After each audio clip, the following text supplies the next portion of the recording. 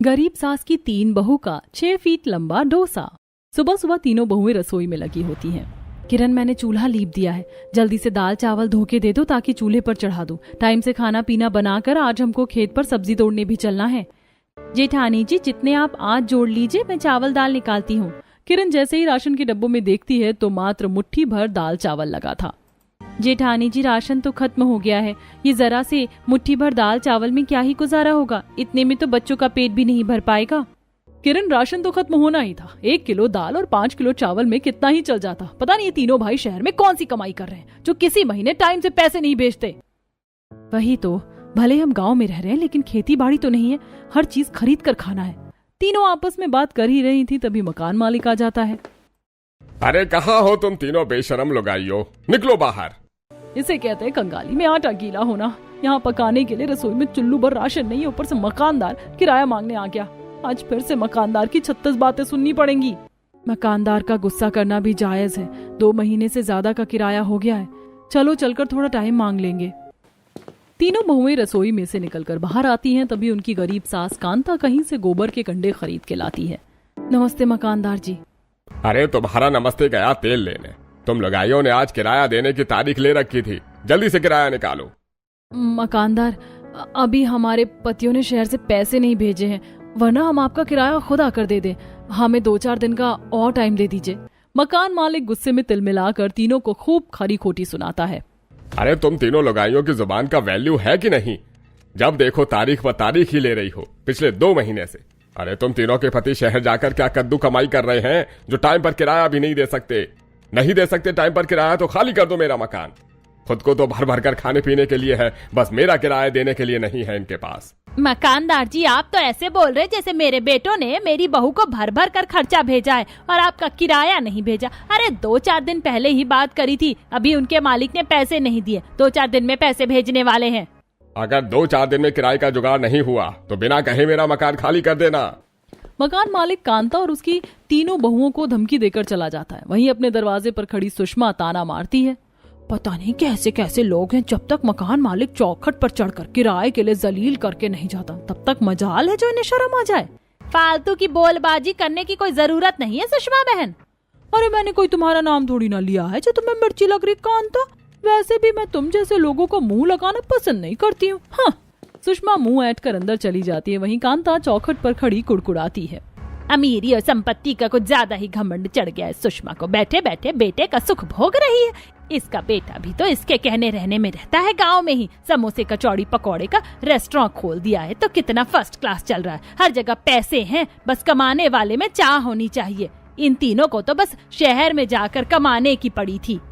कांता अपनी तीनों बहू के साथ मकान के अंदर आती है जहाँ पूजा, चिंटू, नेहा खाली प्लेट लेकर खाना बनने के आस में बैठे थे। माँ, खाना बन जा तो मुझको जल्दी से दे दो। चिंटू बेटा, अभी घर में खाना नहीं बना है, रात की रोटी रखी है, नमक तेल लगा कर दे दूं, खाएगा? नहीं, मुझको रात की बासी रोटी नहीं खाना, मुझको गरम गरम ताजे चावल खाने हैं।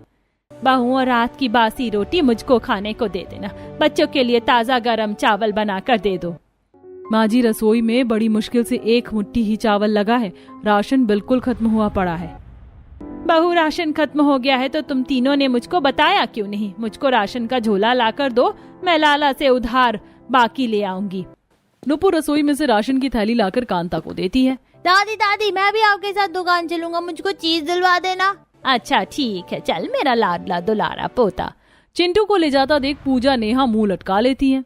दादी तो बस चिंटू को प्यार करती है और उसी को चीज दिलवाती है, हमको तो नहीं दिलाती। अरे मेरी दुलारी पोती, दादी तुम दोनों को भी खूब प्यार करती है। तुम दोनों भी साथ में चलो, तुम दोनों को भी चॉकलेट दिलवा दूंगी। तीनों बच्चे खुशी खुशी कांता के साथ बनिया की दुकान पर आते हैं जो कि बड़ी सी प्लेट में स्वादिष्ट डोसा खा रहा था। उसके राशन की दुकान खूब चलती थी पर वह स्वभाव का बड़ा ही मक्खर और कंजूस था। वाह भाई वाह, यह डोसा तो खाने में बहुत ही बढ़िया लग रहा है, बड़े स्वाद की चीज है। जितनी दमदार इसकी सांभर वाली सब्जी बनी है उतनी ही ज्यादा चटक मटक इसकी चटनी खाने में लग रही है। एकदम पैसा वसूल डोसा बनाया है। तीनों बच्चे आंखें जमाकर बनिए को स्वाद लेकर डोसा खाते हुए देखने लगते हैं। यहाँ दीदी, पूजा दीदी, ये राशन वाले अंकल क्या चीज खा रहे हैं? देखने में तो बड़ी चटपटी लग रही है। हाँ, और खुशबू भी कितनी अच्छी सी आ रही है, पर पता नहीं है क्या चीज है। देखने में तो बड़ी सी रोटी जैसी लग रही है ना। मुझको तो ये बड़ी सी कड़क रोटी खाने के लिए लालच आ रहा है। तीनों को टुकुर टुकुर देखने पर कंजूस बनिया पिनक जाता है। अरे देखो देखो, तीनों के तीनों कैसे खाने के लिए जीभ लपलपा रहे हैं। अरे घर में खाने को तो कुछ अच्छा मिलता ही नहीं, इसलिए मेरे डोसे पर नजर मार रहे हैं। बनिया को अपने तीनों पोता पोती को जरा सा एक डोसा के लिए झड़पते देखकर कांता को दुख सा लगता है। मांगे राम जी, बच्चे तो होते ही हैं मुंह के चटोरे, लेकिन आप इस तरह से मेरे पोते पोतियों को दुत्कारो मत। इतना ही दुख लग रहा है तो खरीद कर खिला दिया करो इनको डोसा। अरे राशन तो मेरे यहाँ से उधार का खा जाती हो, तब तुम्हारे घर में 2 टाइम का खाना पकता है, समझ गई? तुम सास बहू के उधार के सामान से मेरा बही खाता भर रखा है। मांगे राम जी, आप तो ऐसे कह रहे हैं जैसे कि मैं और मेरी बहू आपके यहाँ से उधार सामान खाते हैं तो पैसे नहीं देते। फटाफट से बोलो क्या चाहिए, मेरा डोसा ठंडा हो रहा है।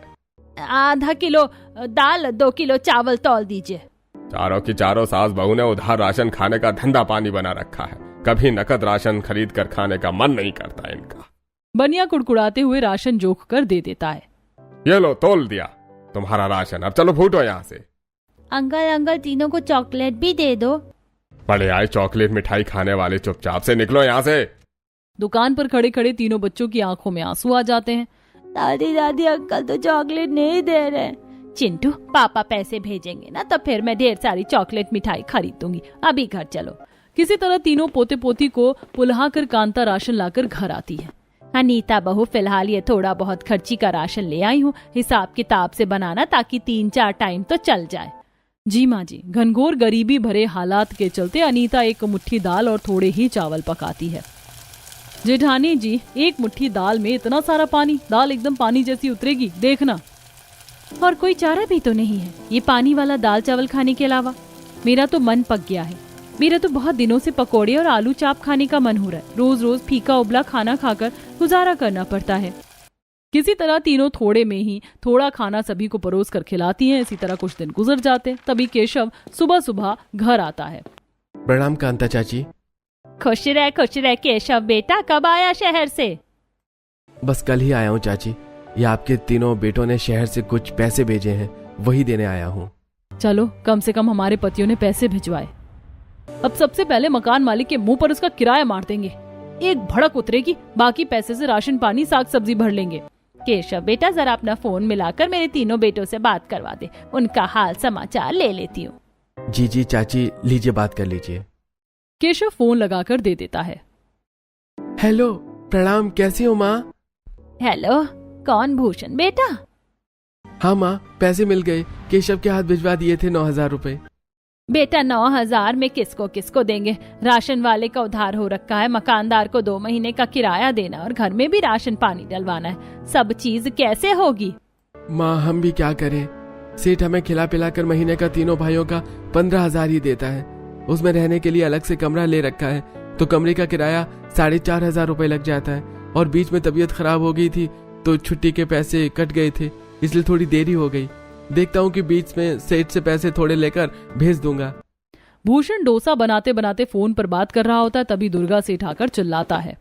अरे तभी कहूँ, डोसा बनने में इतनी देर क्यों लग रही है? फोन पर गप्पे जो लग रही हैं, बाहर सारे कस्टमर की टेबल खाली पड़ी है, फटाफट से डोसा बना। और तुम दोनों अभी तक सब्जी ही काट रहे हो, सांभर कब बनाओगे? भूषण के साथ साथ सेठ, राकेश और पंकज पर भी राशन पानी लेकर चढ़ जाता है। सेठ, एक हांडा सांभर बनाकर पहले ही रख दिया है, जितने में ये खत्म होगा तब तक ये दूसरा सांभर भी तैयार कर लेंगे। अरे जल्दी जल्दी हाथ चलाओ। और तू फोन काट कर काम के वक्त फोन पर बात करने की जरूरत नहीं है। चल फोन काट। काम के न काज के, दुश्मन अनाज के। अच्छा माँ, मैं फोन रखता हूँ, बाद में करता हूँ। अभी रेस्टोरेंट में भी भीड़ हो रखी है। ठीक है बेटा। पता नहीं है दुर्गा सेठ खुद को समझता क्या है, जब देखो आकर सुना देता है। जबकि हम तीनों के दम से ही इसके दुर्गा डोसा का रेस्टोरेंट भी चल रहा है। हम तीनों भाइयों से 10 नौकर बराबर काम लेता है और तनख्वाह मुट्ठी भर देता है। क्या सोचकर शहर में आए थे कि हम भाई की यहाँ पर थोड़ा अच्छे से कमाकर कुछ पैसे जोड़कर अपने गांव जाएंगे और वहीं पर कुछ अपना खाने पीने का खोलेंगे। पर जो भी जितना भी कमा रहे हैं वो तो खर्चे में ही खत्म हो जाता है। एक अठन्नी भी हमारे पास नहीं बच रही। दुर्गा सेठ का स्वभाव बड़ा ही खड़ूस और लालची था। उसका दुर्गा डोसा रेस्टोरेंट सुबह के 10 बजे से लेकर रात के 10 बजे तक चलता था, जो कि खूब अच्छा चलता है। डोसा बेचकर उसका रोजाना का गल्ला 10,000 से ऊपर का था।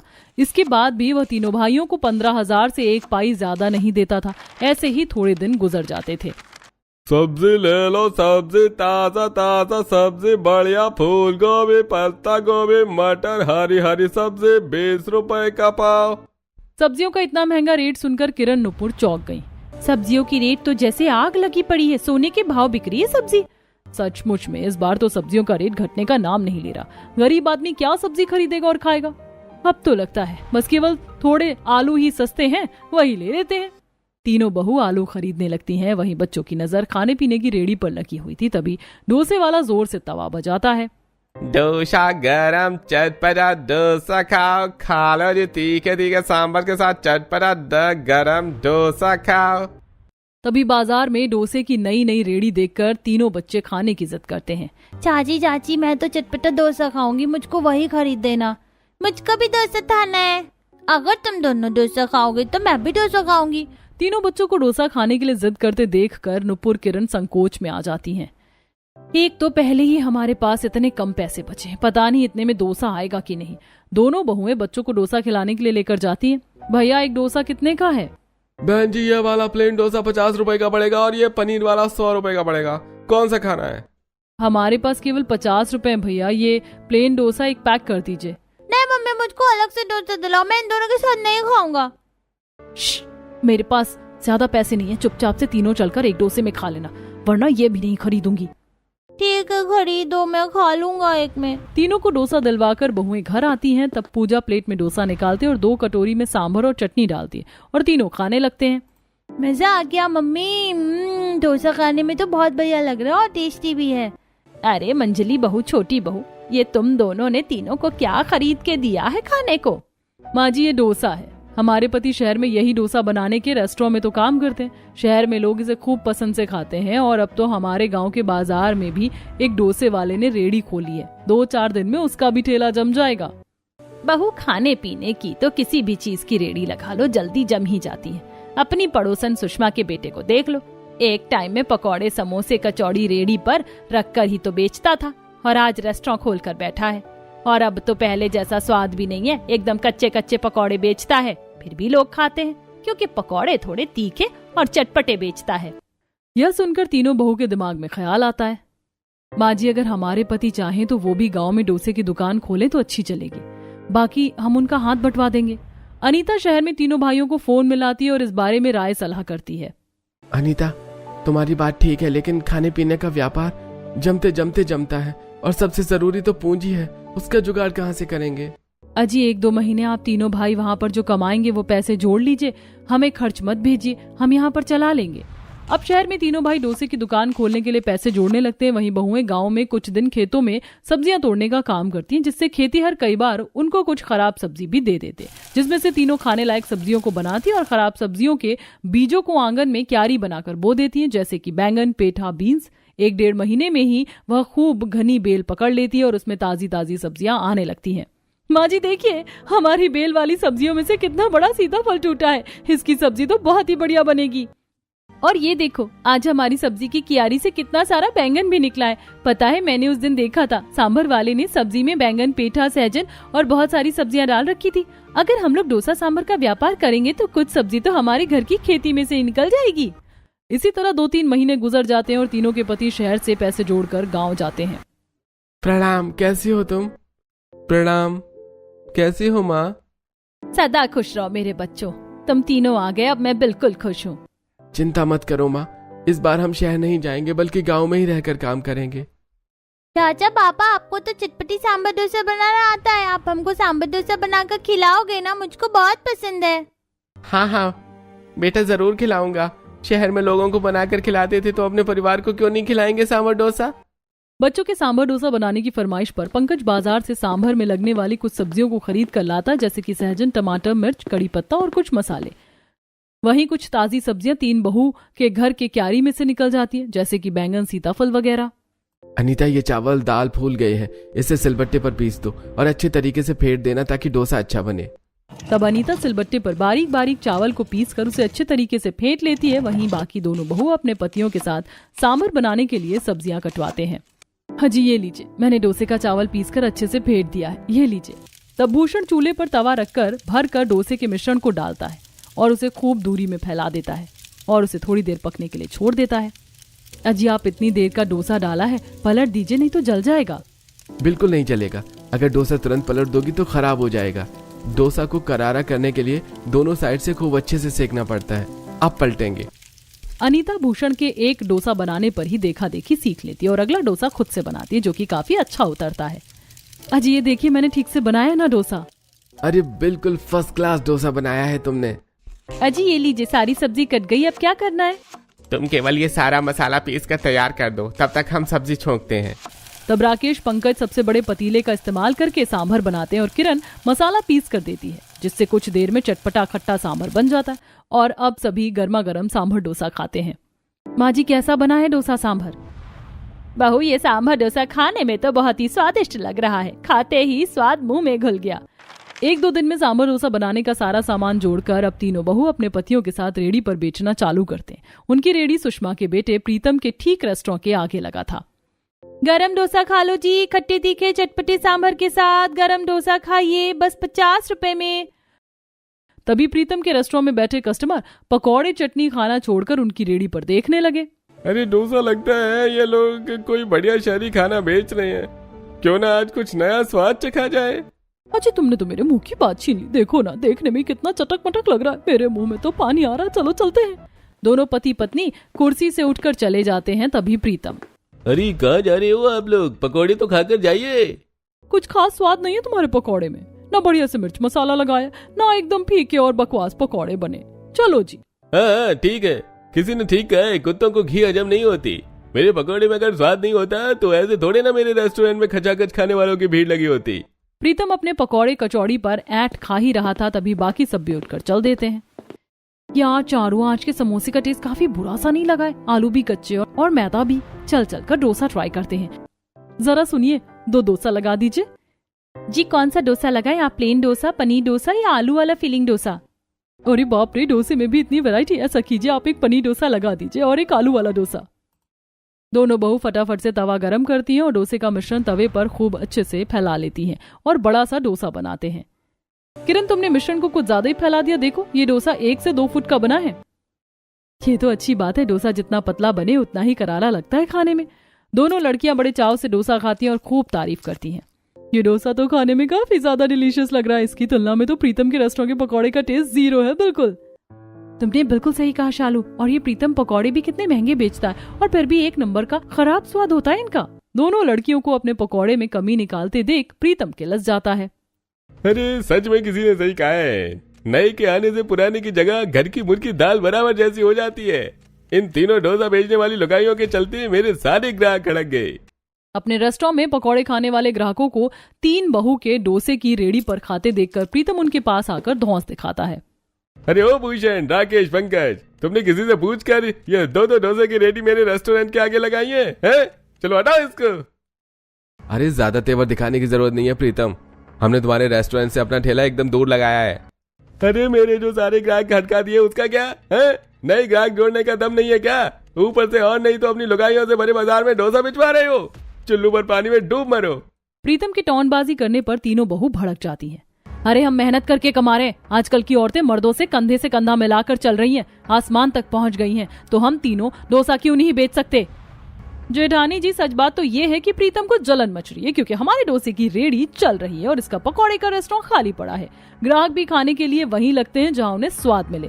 प्रीतम चुप लगाकर वहां से चला जाता है। ऐसे ही थोड़े दिन गुजर जाते हैं और तीनों बहू के पति सांभर बनाने के लिए सुबह सुबह सब्जी मंडी से ताजी सब्जी खरीद कर लाते हैं। इतनी देर में तीनों बहुएं चावल दाल पीस कर डोसा बनाने की तैयारी कर लेती हैं और लगभग सुबह 7-8 बजे ही वह बाजार में अपनी रेड़ी लगा लेती हैं, जबकि प्रीतम 10 बजे जाकर ही अपना रेस्टोरेंट खोलता है।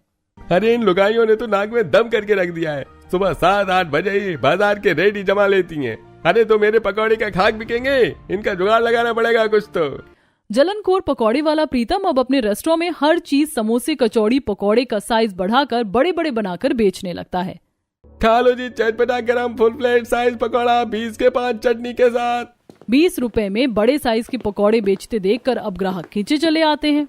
अरे क्या बात है प्रीतम भाई, 20 रुपए में इतने बड़े बड़े पकौड़े खिला रहे हो? तब तो 20 रुपए के पकौड़े में नाश्ता पानी करके पेट भर जाएगा। लगाना 20 रुपए के पकौड़े जरा। अभी लो भैया 20 रुपए के पकौड़े। वैसे तो इतने सस्ते पकौड़े बेचकर मुझको घाटा खाना पड़ेगा, लेकिन ग्राहकों से बढ़कर क्या है भाई। प्रीतम अपनी चिकनी चुपड़ी बातों से ग्राहकों को ठगता है। अरे इन ग्राहकों को थोड़ी ना पता चलेगा कि इतने बड़े साइज के पकौड़े में आता है और डालडा लगाकर बना रहा हूँ। 20 रुपए में बेसन के पकौड़े थोड़े ना खिलाऊंगा। बड़े बड़े पकौड़े 20 रुपए में खाने के लिए मिलने के चक्कर में ग्राहक स्वाद पर खास ध्यान नहीं देते और भर भर के पकौड़े खाते। वहीं तीनों बहू का डोसा खाने के लिए इक्के दुक्के ग्राहक जाते। पिछले 1 हफ्ते से हमारा बनाया सारा सौदा बचकर घर जाता है। इस 1 हफ्ते में हमारा इतना सारा सामान खराब हुआ है कि पूंजी भी टूट गई है। मैं तो कहता हूँ अब हम डोसा बेचना छोड़ देते हैं और वापस से शहर जाकर ही कमाएंगे। अजी आप लोग कैसी बातें कर रहे हैं? आप तीनों भाइयों को कमाने के लिए परिवार से दूर शहर जाने की जरूरत नहीं है और हम तीनों बहुएं डोसा बेचने अभी बंद नहीं करेंगी। बस हमें थोड़े बदलाव की जरूरत है। नुपुर तुम क्या कह रही हो? मुझे तो कुछ समझ में भी नहीं आ रहा। जेठानी जी, जब सामने वाला अपनी आदत से बाज ना आए तो उसे जोड़कर तोड़ देना पड़ता है। जैसे ये 20 रुपए में इतने बड़े साइज के 5 पकौड़े बेच रहा है, अब हम भी 2 से 3 फीट लंबा डोसा बनाकर बेचेंगे। मगर 2 से 3 फीट का डोसा बनाने के लिए इतना बड़ा तवा कहाँ से आएगा? यह सोचकर तीनों बहू उनके पति चिंता में आ जाते हैं। तभी नुपुर, एक तरकीब है, अगर हम 2 गैस स्टोव और 2 तवे जोड़कर बनाएं तो 3 फीट क्या 6 फीट लंबा डोसा भी आसानी से बन जा सकता है। बस तवे किनारे वाले नहीं बल्कि समतल होने चाहिए। ऐसा तवा मैं बना दूंगा। राकेश कबाड़ी वाले के यहाँ से कुछ खराब बर्तनों को खरीद लेता है और उनको पीट पीट कर पतले चादर करके बड़ा सा तवा बना लेता है, जिस पर अगले दिन तीनों बहू 3 फीट लंबा चौड़ा डोसा बनाकर बेचने लगती हैं। आइए आइए, बढ़िया 3 फीट लंबा चौड़ा तवा डोसा खाइए जी, भरकर सांभर और चटनी के साथ। तीनों बहू का 3 फीट लंबा अनोखा डोसा खाने के लिए लोग उनके यहाँ चले आते हैं। अरे बहन जी, 3 फीट लंबा डोसा। अनीता ने तवे पर थोड़ा तेल छिड़का और खूब सारा भरकर मिश्रण उस बड़े तवे पर फैलाकर 3 फीट लंबा चौड़ा डोसा बनाकर तैयार कर दिया, जिसे खाकर ग्राहक ने उनकी खूब बड़ाई की, प्रीतम के पकौड़े की बुराई भी। और ये वाह बहन, तुम्हारा ये 3 फीट लंबा चौड़ा डोसा तो और भी ज्यादा शानदार स्वाद का लग रहा है खाने में। और ये प्रीतम तो बड़ा घपलेबाज है, हम ग्राहकों को आटे और डालडे के बने पकौड़े खिलाता था। 20 रुपए में 1 पीस पकौड़ा खाते हैं, मुंह भरकर डालडा चिपक जाता था। ये सुनकर प्रीतम गुस्से में पिनकते हुए बोला, हाँ, मैं तो डालडा का पकौड़ा बनाकर खिलाता था और ये तीनों तो जैसे तुम्हें प्योर घी में डोसा बनाकर खिलाती हैं। मिलावट तो ये भी करती है ना। हम कोई मिलावट वाला डोसा ना तो बनाते हैं ना बेचते हैं। अरे ठीक है, फिर मेरी आंखों के सामने 6 फीट लंबा चौड़ा डोसा बनाकर दिखाओ। मैं भी उतना ही बड़ा पकौड़ा बनाऊंगा जिसके में स्वाद होगा न वही इस बाजार में बेचेगा खाने को। ठीक है, हमें मंजूर है। अगले ही दिन तीनों बहुएं 6 फीट लंबा चौड़ा डोसा बनाने का सारा सामान लगभग ग्राहकों के आगे तैयार करती हैं। वहीं दूसरी तरफ प्रीतम आटे का मिलावट वाला बेसन पकौड़े में इस्तेमाल करता है और खराब गले प्याज और सब्जी भी लगाता है और सबसे सस्ते रेट का रिफाइंड इस्तेमाल करके 5 फीट लंबा पकौड़ा बनाता है, जिसे चखते ही ग्राहकों ने मुंह भींच लिया। अरे ये कैसे पकौड़े बनाए हैं तुमने? अच्छे से सिझाया भी नहीं है, अंदर से बिल्कुल कचर कचर लग रहे हैं। वहीं तीनों बहुएं 3 अलग अलग बड़े डोसा बनाकर उन्हें एक साथ जोड़कर 6 फीट लंबा चौड़ा डोसा बनाकर चटनी और सांभर के साथ ग्राहकों को देती हैं। वाह, इतना बड़ा डोसा बनाने के बावजूद भी कितना बढ़िया स्वाद है, इसे मजा आ गया खाकर। आखिर में 3 बहू के 6 फीट लंबे डोसे की वाहवाही होते देखकर प्रीतम हार मानकर अपनी कचौड़ी पकौड़े का रेस्टोरेंट बंद कर देता है। अब तीनों बहू उसी में 6 फीट लंबा डोसा बनाकर बेचने लगती हैं, जिसे खाने के लिए लोगों की खूब लंबी लाइन लगी रहती है और उनके पति डोसा होम डिलीवरी का काम करते हैं। डोसा बेचकर उनकी गरीबी दूर हो जाती है।